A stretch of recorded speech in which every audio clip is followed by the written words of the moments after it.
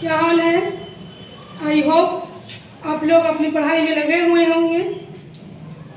मैंने अपने पिछले वीडियो में ही आपसे ये बात कही थी कि हम लोग अभी 2-3 श्रृंखला और बिहार से संबंधित लाएंगे, क्योंकि बिहार पीसीएस, बिहार एसआई, आज बिहार एसआई का रिजल्ट हुआ है।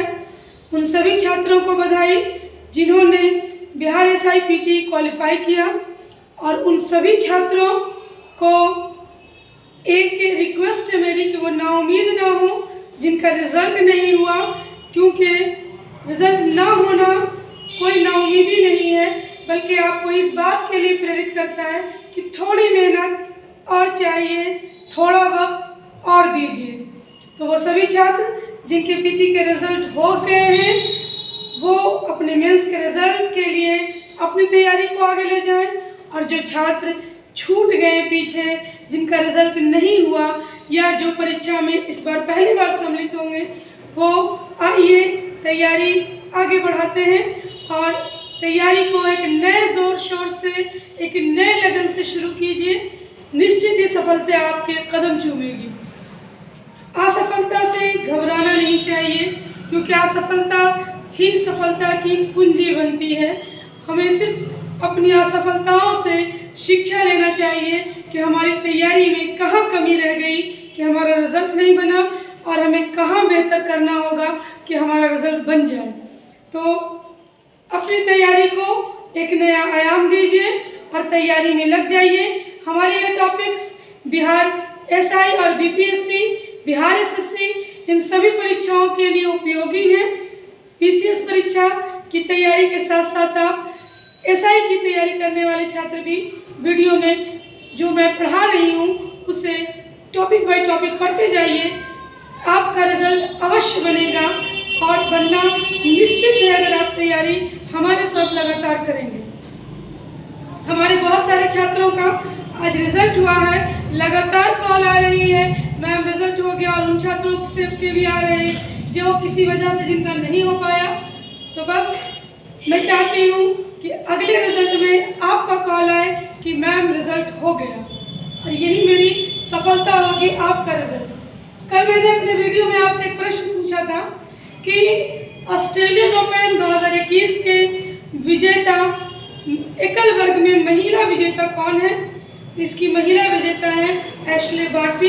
कुछ बच्चों ने कमेंट किया, नीतीश, काजल, बिट्टू, अजय, अनूप, आप सभी छात्रों के जवाब सही हैं, और भी सभी लोग अपने जवाब दें जिनको भी जवाब मालूम है।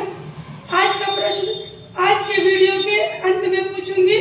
आइए अपने टॉपिक की तरफ चलते हैं। जैसे कि हम लोग बिहार विशेष टॉपिक कर रहे हैं, तो बिहार विशेष टॉपिक में हमारा आज का टॉपिक है बिहार में आयोजित होने वाले मेले और उत्सव, यानी कि बिहार में कौन से मेले और उत्सव आयोजित किए जाते हैं। हमारा बिहार कई प्रकार की संस्कृतियों को अपने अंदर समेटे हुआ प्रदेश है। इस बिहार में कई धर्म और संप्रदाय के लोग इकट्ठे होकर रहते हैं और इकट्ठे होकर एक दूसरे के फेस्टिवल को, उत्सवों को, मेलों को आयोजित करते हैं। दुर्गा पूजा का मेला हो या मुहर्रम का मेला हो, किसी तरह के भी मेले का आयोजन हो, सभी समुदाय के लोग इकट्ठे होकर सामने आते हैं। लेकिन यहाँ हम लोग जिन मेले की बात कर रहे हैं, ये कुछ विशेष माह में विशेष कार्य की पूर्ति के लिए लगाया जाता है। ये राज्य स्तरीय मेला है, लेकिन इनकी मान्यता बिल्कुल दूर दूर तक फैली हुई है। बहुत सारे ऐसे आयोजन हैं जो संपूर्ण भारतवर्ष के लिए आयोजित किए जाते हैं। तो हम आपके साथ यहाँ अपने बोर्ड पर देखा होगा, मैंने अपने आने से पहले लिखकर छोड़ दिया था ताकि जो स्क्रीनशॉट लेना चाहते हैं छात्र वो ले लें कि प्रमुख मेला, वैसे तो मेले बहुत होते हैं, लगभग हर गांव, हर क्षेत्र में एक मेला होता है, लेकिन हम जो प्रमुखता से मेले हैं वो यहाँ हैं, और उनका आयोजन कहाँ और कब किया जाता है ये हमने वर्णित कर दिया है। तो आइए मेले को देखते हैं एक एक करके। सबसे पहला है सोनपुर मेला। आपको पता होना चाहिए कि एशिया का सबसे बड़ा पशु मेला सोनपुर मेला है। सोनपुर मेले का आयोजन गंगा और गंडक नदी के संगम पर पटना के निकट सोनपुर नामक स्थान पर किया जाता है। पटना के निकट एक जगह है सोनपुर, जहाँ गंगा और गंडक दोनों का संगम होता है। यही ये पशु मेला आयोजित किया जाता है। ये एशिया का सबसे बड़ा पशु मेला है। इस मेले को हरिहर मेला के नाम से भी जाना जाता है, क्योंकि इस मेले के आयोजन स्थल पर हरिहर नाथ धाम है, जहाँ लोग गंगा के संगम में स्नान करने के बाद हरिहर नाथ भगवान की पूजा करते हैं। इस मेले की जो विशेषता है वो यहाँ उस मेले में उपलब्ध हाथी है। सबसे बड़ी संख्या में इस मेले में हाथी और घोड़े की प्रदर्शनी लगाई जाती है। इसके अतिरिक्त इस मेले में कई प्रकार की सांस्कृतिक कार्यक्रमों का भी आयोजन होता है। नृत्य संगीत के भी थिएटर वगैरह यहाँ लगते हैं। इस मेले का बिहार की संस्कृति में एक बहुत बड़ा योगदान है। इसे हरिहर मेला या सोनपुर मेला के नाम से हम जानते हैं। देखिए मैंने यहाँ लिख दिया है, गंगा और गंडक नदी के संगम पर ये मेला कार्तिक मास में आयोजित होता है। ये बिहार का सबसे प्रमुख मेला था। दूसरा बिहार का मेला है वैशाली मेला। आप यहाँ देख सकते हैं वैशाली मेला। ये मेला जो आयोजित होता है, इस मेले का संबंध जैन धर्म से है, क्योंकि जैन धर्म के 24वें तीर्थंकर महावीर स्वामी का जन्म वैशाली के निकट कुंडग्राम में हुआ था। उनका जिला वैशाली है। तो इस मेले में भारत भर में देश विदेश से आए हुए जो जैन साधु हैं वो एकत्रित होते हैं और महावीर स्वामी के द्वारा दिए गए दर्शन और ज्ञान पर चर्चा करते हैं। साथ ही जैन धर्म से संबंधित वस्तुओं की खरीदो बिक्री भी होती है। ये मेला चैत मास के तृतीयदशी को आयोजित की जाती है। तो ध्यान रखने वाली बात है कि वैशाली मेले का आयोजन किस धर्म से संबंधित है, तो जैन धर्म। और वैशाली मेला का आयोजन कब होता है, तो चैत माह के तृतीयदशी को आयोजित होता है। वैशाली मेले के बाद अगला मेला है श्रावणी मेला, बहुत प्रमुख। इसे बिहार से लेकर झारखंड तक के क्षेत्र में मनाया जाता है श्रावणी मेला। इसे हम बिहार का मेला इसलिए कहते हैं क्योंकि इस मेले के आयोजन स्थल की शुरुआत जिस जगह से होती है वो जगह बिहार में है, लेकिन इस मेले का अंत जहाँ होता है वो जगह झारखंड में है। इसलिए इस मेले को हम बिहार के मेले में गिनती करते हैं। श्रावणी मास मेला सावन के माह में 1 महीने के लिए आयोजित किया जाता है।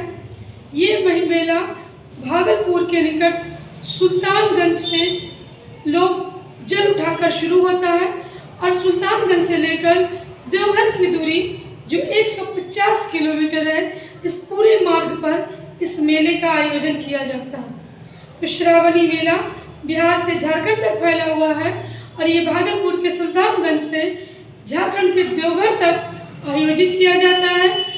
इस मेला में जाने वाले लोग इस मेले को कई नामों से जानते हैं। बाबा धाम यात्रा, डाक बम, कई यात्राओं के नाम से इसे जाना जाता है, बोल बम। इस मेले में पहुंचकर देवघर में लोग भोलेनाथ की पूजा करते हैं, शिव भगवान की आराधना करते हैं। तो यह है श्रावणी मेला।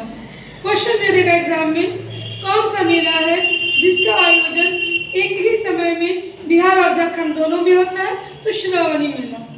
ध्यान रखिएगा। तीसरा मेला है पितृपक्ष मेला। पितृपक्ष मेला, मैंने सभी मेले का आयोजन यहाँ लिख रखा है, आप इसे अपनी कॉपी पर उतार सकते हैं। पितृपक्ष मेला, इस मेले का आयोजन गया में फल्गु नदी के तट पर आयोजित की जाती है। फल्गु नदी को ही प्राचीन काल में निरंजना नदी के नाम से जाना जाता था। ध्यान रखिएगा, प्रश्न हो सकता है कि फल्गु नदी का प्राचीन नाम क्या है, तो फल्गु नदी का प्राचीन नाम निरंजना नदी है। इस मेले का आयोजन हिंदू धर्म के अनुसार अपने पूर्वजों के तर्पण के लिए किया जाता है। यहाँ पहुंचकर भारत ही नहीं विदेश में भी रहने वाले जो सनातन धर्मी लोग हैं अपने पूर्वजों के माता पिता के पिंडदान का आयोजन करते हैं और पितृपक्ष मेला के नाम से इस मेले को जाना जाता है। वैसे तो ये मेला सालों भर चलता लेकिन इसका विशेष आयोजन जो होता है वो होता है कि शारदीय नवरात्रि से एक पखवाड़े पूर्व इस मेले को रोक दिया जाता है। ये गया में आयोजित होता है, तो नवरात्रि से एक पखवाड़ा पहले इसे रोक दिया जाता है और फिर मलमास के खत्म होने के बाद ये मेला पुनः शुरू हो जाता है। इसके बाद अगला मेला है मलमास मेला। अगला मेला है मलमास मेला। इस मेले को लोन के मेले के नाम से भी जाना जाता है। पहले इस मेले का नाम लोन का मेला भी था। इस मेले का आयोजन राजगृह में होता है। इस मेले में भी बिहार की कई सांस्कृतिक झांकियाँ हमें देखने को मिलती हैं। नाटक के माध्यम से, नृत्य के माध्यम से, संगीत के माध्यम से मलमास बाल मेला जो है ये राजगीर में होता है। विशेष बात यह है कि जब पूरे भारतवर्ष में रहने वाले सनातन धर्मी लोग 14 दिसंबर से 14 जनवरी यानी मकर संक्रांति जो उत्तरायण होता है उससे एक माह पूर्व जब सारे शुभ काम बंद कर देते हैं, इसे अशुभ मुहूर्त मानते हैं, उसे एक माह में इस मेले का आयोजन किया जाता है। इस मेले का आयोजन 14 दिसंबर से 14 जनवरी तक होता है। नालंदा के राजगृह में इसमें देश विदेश से आए कलाकार अपनी प्रस्तुति देते हैं नृत्य और संगीत नाटक के माध्यम से, और ये मेला उस समय लगता है जब सभी शुभ कार्य बंद होते हैं। अगला मेला है सिमरिया मेला। आप देख सकते हैं सिमरिया मेला। ये मेला गंगा के तट पर लगता है।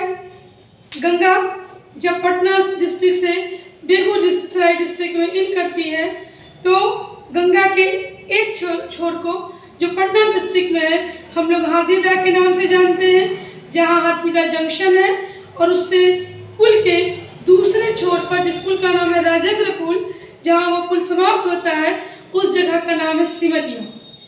और यही सिमरिया है जो दिनकर की धरती है, राष्ट्र कवि दिनकर की धरती के नाम से जानी जाती है। और इसी सिमरिया तट पर जो गंगा नदी का तट है, यहाँ पर सिमरिया मेला या इसको कल्पवास मेला या अर्धकुंभ मेला के नाम से आयोजित किया जाता है।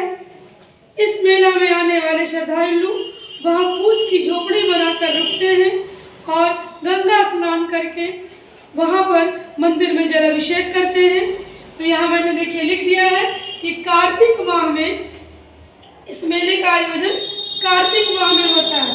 तो कार्तिक माह में गंगा तट पर, क्योंकि सिमरिया का जिला बेगूसराय है, मैंने आपको पहले बताया कि पुल के उस तरफ जो हाथीदह जंक्शन है वो पटना डिस्ट्रिक्ट में है, और पुल के दूसरी ओर राजेंद्र पुल क्रॉस करने पर जो सिमरिया है वो आपको बेगूसराय डिस्ट्रिक्ट में पड़ता है। तो बेगूसराय में अर्धकुंभ या कल्पवास के नाम से इस सिमरिया मेला का आयोजन किया जाता है। कब किया जाता है? कार्तिक मास में। इसके बाद अगला मेला है सबौर मेला। अभी तक हम लोगों ने जितने भी मेले देखे, सोनपुर मेला, वैशाली मेला, श्रावणी मेला, पितृपक्ष मेला, मलमास मेला, सिमरिया मेला, ये सभी धार्मिक क्रियाओं से संबंधित मेले थे। लेकिन सबौर मेला का कोई धार्मिक लगाव नहीं है। ये बिहार की कृषि को बढ़ावा देने के लिए, बिहार की कृषि के विकास के दृष्टिकोण से प्रतिवर्ष भागलपुर के सबौर में आयोजित की जाती है। ये जो सबौर मेला है ये कृषि के विकास के लिए आयोजित की गई मेला है, जिसमें अलग अलग क्षेत्र से आए हुए किसान अपने फसलों की प्रदर्शनी करते हैं। इसमें अलग अलग कंपनियां अपने उन्नत बीज और फसल के बारे में लोगों को जानकारी देते हैं, और साथ ही जो कृषि के वैज्ञानिक हैं वो लोगों को आधुनिक ढंग से कृषि करने के लिए सुझाव और टिप्स देते हैं, तरीके बताते हैं।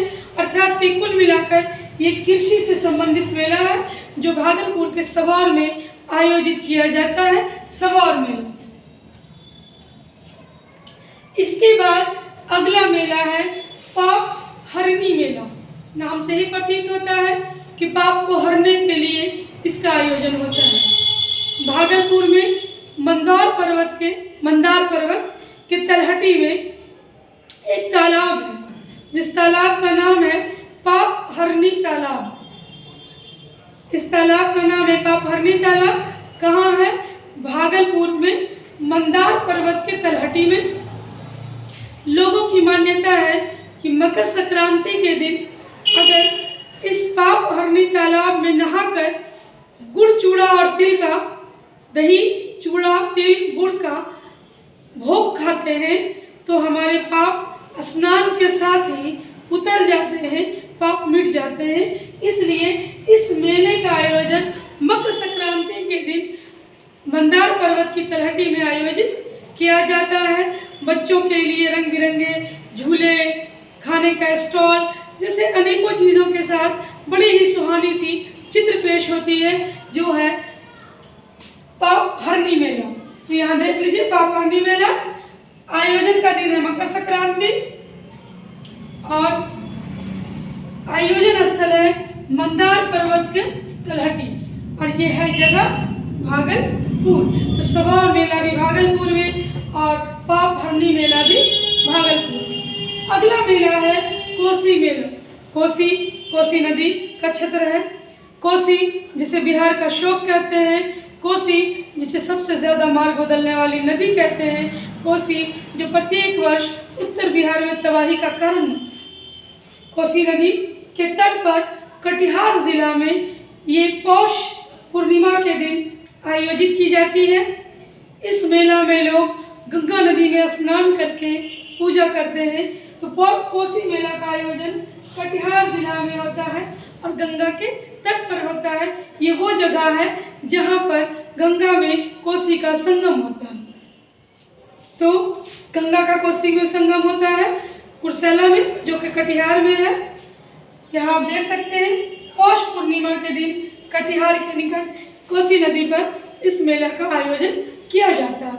इसके बाद अगला मेला है ककोलत मेला। ककोलत जो कि बिहार का सबसे बड़ा प्राकृतिक जलप्रपात है। ककोलत जलप्रपात की ऊंचाई 160 मीटर है, ध्यान रखिएगा। ये जो ककोलत जलप्रपात है इसकी ऊंचाई 160 मीटर है। ये बिहार का सबसे बड़ा प्राकृतिक जलप्रपात है और साथ साथ ठंडा और मीठे पानी का जलप्रपात है। ये ककोलत जाने के मार्ग में जब हम लोग नवादा के गोविंदपुर से ककोलत के लिए आगे बढ़ते हैं तो चढ़ाई के दौरान ही एक देवी की मंदिर है। इस मंदिर में मेष संक्रांति को मेले का आयोजन किया जाता है और ये मेला 6 दिन चलता है।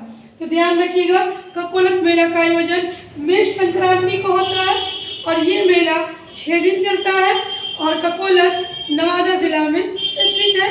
ये भारत का सबसे बड़ा ठंडा और मीठे पानी का जलप्रपात है जिसकी ऊंचाई 160 मीटर है। और अंतिम और बहुत ही महत्वपूर्ण मेला खासकर छात्रों के लिए, क्योंकि बिल्कुल छात्र का संबंध वही होता है जो आर्मी का संबंध बंदूक से, राइफल से, पिस्तौल से होता है। छात्र का संबंध पुस्तक, कॉपी और कलम से होता है। आपके हथियार आपके कलम, किताब, कॉपी होते हैं और हमारी सेना के हथियार गोली, बम, बारूद होते हैं। तो आपके लिए प्रतिवर्ष आयोजित किया जाता है पटना पुस्तक मेला। इस मेले का आयोजन नवंबर माह में होता है और ये मेला 15 दिवसीय होता है, 15 दिन तक चलता है। इसका आयोजन पटना के गांधी मैदान में होता है। इस मेले में अलग अलग प्रकाशक अपनी पुस्तकों की प्रदर्शनी लगाते हैं। छात्रों को पुस्तक लेने से भी ज़्यादा मज़ा इस मेले में जाकर अलग अलग पुस्तकों को देखने में, समझने में और जानने में मिलती है। इस मेले का आयोजन बुद्धिजीवी वर्गों के लिए बिहार में एक वरदान है। ये मेला नवंबर माह में आयोजित होती है, मैंने आपको पहले बता दिया। इसका आयोजन कौन करता है? Centre for leadership development. इस मेले का आयोजन सेंटर फॉर लीडरशिप डेवलपमेंट करता है और ये मेला 1985 से पटना में आयोजित हो रही है, परंतु पिछले 2 बार से कोरोना की वजह कर इसका आयोजन नहीं हो पाया। कोरोना एक पैंडेमिक महामारी तो है ही, लेकिन इसने अगर सबसे ज़्यादा किसी को प्रभावित किया तो वो थे छात्र वर्ग। स्कूल से लेकर यूनिवर्सिटी तक आने वाले और कंपटीशन की तैयारी करने वाले छात्र सबसे ज़्यादा इससे प्रभावित हुए हैं। तो ये हम लोगों ने देखा कुछ मेले जो बिहार के प्रमुख हैं। आइए एक नज़र डालते हैं बिहार में मनाए जाने वाले उत्सवों पर। हम लोगों ने अभी मेले को देखा। मेले के बाद अब हम जो आगे बढ़े हैं वो है बिहार में आयोजित होने वाले महोत्सव। महोत्सव का आयोजन कहीं 1 दिवसीय होता है, कहीं 2 दिवसीय, कहीं एक पखवाड़े भी चलता है, तो अलग अलग इसकी समय होती है। सबसे पहले हम देखेंगे राजगीर महोत्सव को। राजगीर जो कि मगध की प्रारंभिक राजधानी राजगिरी के रूप में भी जानी जाती है, यहीं से हर्यक वंश ने मगध साम्राज्य की नींव डाली थी। तो ये आयोजन राजगिरी में अजातशत्रु किला मैदान में किया जाता है, जहां बिहार के संस्कृति, बौद्ध, जैन, सनातन धर्म, अलग अलग धर्मों की पृष्ठभूमि को रखकर इसको प्रदर्शित करने की कोशिश की जाती है। दूसरा है विक्रमशिला महोत्सव। लगभग महोत्सवों का आयोजन बिहार सरकार के संस्कृति और कला मंत्रालय द्वारा कराया जाता है। तो विक्रमशिला महोत्सव तो भागलपुर में विक्रमशिला विश्वविद्यालय की नींव पाल वंश के राजा धर्मपाल ने रखी थी। और विक्रमशिला इसलिए भी फेमस है क्योंकि वो बौद्ध धर्म की शिक्षा का केंद्र था। तो विक्रमशिला महोत्सव का आयोजन 2007 से शुरू हुआ है। ये 3 दिवसीय आयोजन है जो जनवरी के 28, 29 और 30 को आयोजित होती है। 28 से 30 जनवरी के बीच इसका आयोजन किया जाता है। इसके बाद है मंदार महोत्सव। भागलपुर के निकट बांका जिला में मंदार पहाड़ी पर जैन धर्म, सनातन धर्म, कई धर्मों का इस क्षेत्र से संबंध है और इसी पहाड़ी पर इस मेले का आयोजन 5 दिवसीय होता है। ये आयोजन शुरू हुआ है 2018 से। इस आयोजन की शुरुआत 2018 से की गई है। मंदार पहाड़ी पर ऊपर चढ़ने के लिए पहाड़ों को तराश कर सीढ़ियाँ भी बनाई गई हैं और लिफ्ट का भी बंदोबस्त किया गया है। इसके बाद है चंपारण महोत्सव। चंपारण जिसे जाना जाता है गांधी जी के पहले सत्याग्रह के लिए। 1917 में गांधी जी ने चंपारण सत्याग्रह की शुरुआत की थी और इसी प्रकार के चंपारण से कुछ बौद्ध धर्म के भी जगह जुड़े हुए हैं, कुछ अशोक के काल के ऐतिहासिक महत्व जुड़े हुए हैं। इन सब चीज़ों को दर्शाने के लिए, बताने के लिए चंपारण महोत्सव का आयोजन किया जाता है। केसरिया बच्चा सिंह कॉलेज के बगल में खुला मैदान है जहां इसका आयोजन किया जाता है और ये 3 दिवसीय महोत्सव होता है। कौन? चंपारण महोत्सव। केसरिया स्तूप है वहाँ बौद्ध धर्म से संबंधित। बनावर महोत्सव। बनावर प्राचीन काल में बराबर की पहाड़ियों जिसे हम जानते हैं उसका ही नाम है बनावर महोत्सव। जहानाबाद जिला से 25 किलोमीटर दूर ये स्थित है बराबर की पहाड़ी, जहाँ से अशोक के पोते दशरथ के द्वारा बौद्ध भिक्षुओं के लिए विहार बनाने का प्रमाण मिलता है। बौद्ध धर्म और हिंदू धर्म दोनों में इस जगह का महत्व है। तो जहानाबाद जिला में ही जिला मुख्यालय से 25 किलोमीटर दूर बराबर और नागार्जुन की पहाड़ियों पर इस महोत्सव का आयोजन किया जाता है। मैंने यहाँ लिख दिया है, ये आयोजन 2 दिवसीय होता है। इसके बाद है तपोवन महोत्सव। राजगीर से 18 किलोमीटर दूर तपोवन गुरगटाव गांव में तप भूमि के नाम से जाना जाता है। तप यानी तपस्या। और इस क्षेत्र में मकर संक्रांति के दिन एक मेले का आयोजन होता है जिसे तब 3 दिवसीय मेला मकर संक्रांति 14, 15 और 16 जनवरी को तपोवन महोत्सव होता है। और इस मेले का आयोजन बिहार सरकार ने 2015 से शुरू किया है, जबकि ये मेला पहले भी होता आया है, लेकिन वर्तमान में ये मेला को जब राजकीय मेला का दर्जा दिया गया तो वो वर्ष था 2015। इसके बाद अंतिम मेला है जो वो है मिथिला महोत्सव। मिथिला महोत्सव जो कि मधुबनी पेंटिंग और मिथिला के कला को संजोए हुए संस्कृति को दर्शाने वाला महोत्सव होता है।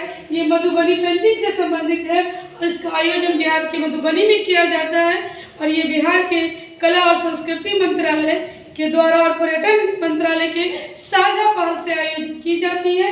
तो ये है बिहार में आयोजित होने वाले प्रमुख महोत्सव। इसके साथ ही हम आज का प्रश्न पूछ लें कि हमारा आज का प्रश्न क्या है।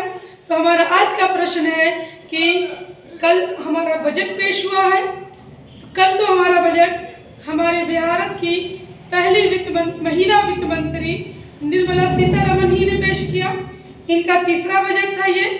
लेकिन आज का प्रश्न कुछ इससे संबंधित है कि भारत के लिए सबसे पहली बार बजट पेश करने वाली महिला कौन थी।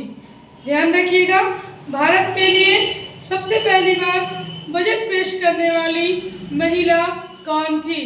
तो आज का प्रश्न कमेंट करके उत्तर दीजिए। कमेंट करने वाले छात्रों के नाम कल मैं अपने वीडियो में लेकर आंसर बताऊंगी। Bye bye.